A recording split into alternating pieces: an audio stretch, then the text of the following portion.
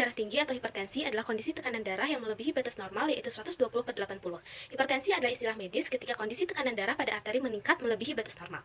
Tekanan darah terbagi menjadi dua bagian, yaitu sistolik dan diastolik. Tekanan sistolik adalah tekanan ketika jantung memompa darah ke seluruh tubuh.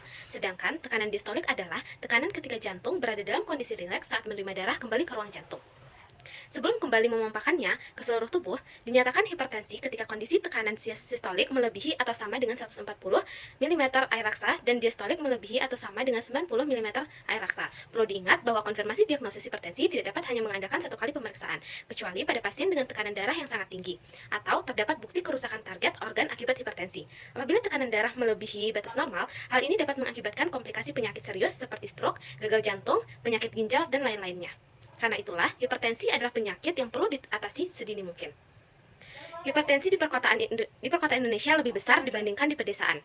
Gaya hidup masyarakat perkotaan, seperti diet yang tidak sehat atau kurangnya aktivitas fisik, membuat masyarakat perkotaan lebih berisiko mengalami hipertensi. Sedangkan diet tradisional dan gaya hidup yang aktif pada masyarakat desa dapat melindungi masyarakat desa dari penyakit hipertensi. Kebudayaan dan kebiasaan masyarakat perkotaan dapat mempengaruhi masalah hipertensi dengan cara yang cukup kompleks.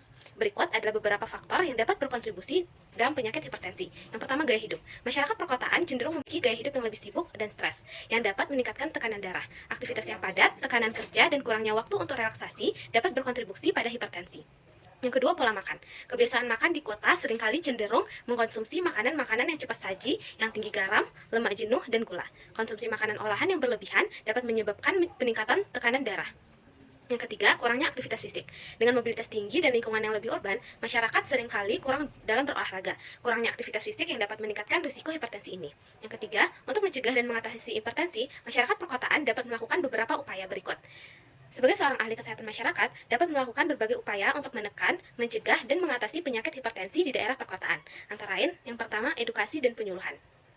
Mengadakan kampanye kesehatan untuk meningkatkan kesadaran masyarakat tentang hipertensi, penyebab, dan dampaknya, serta menyediakan informasi tentang pola makan sehat, pentingnya aktivitas fisik, dan manajemen stres, melalui seminar, brosur, atau media sosial. Yang kedua, penyuluhan gizi.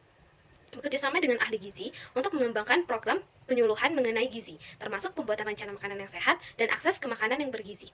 Yang ketiga, penyediaan layanan kesehatan. Meningkatkan akses pemeriksaan tekanan darah di fasilitas-fasilitas kesehatan, pasar, atau acara komunitas. Mendorong penyediaan layanan kesehatan yang terjangkau untuk pemeriksaan dan pengelolaan hipertensi. Dengan melakukan berbagai upaya ini, seorang ahli kesehatan masyarakat dapat berkontribusi signifikan dalam menekan angka hipertensi di daerah perkotaan.